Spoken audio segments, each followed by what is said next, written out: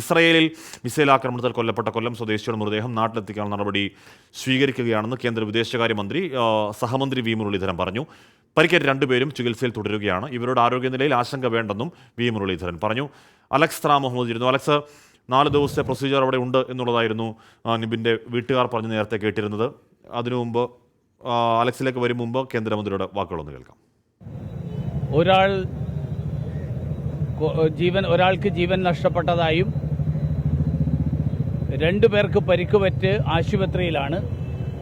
അതിലൊരാളുടെ പരിക്ക് കുറച്ച് ഗുരുതരമായതുകൊണ്ട് അദ്ദേഹത്തിന് ഓപ്പറേഷൻ നടത്തേണ്ടി വന്നിട്ടുണ്ട്.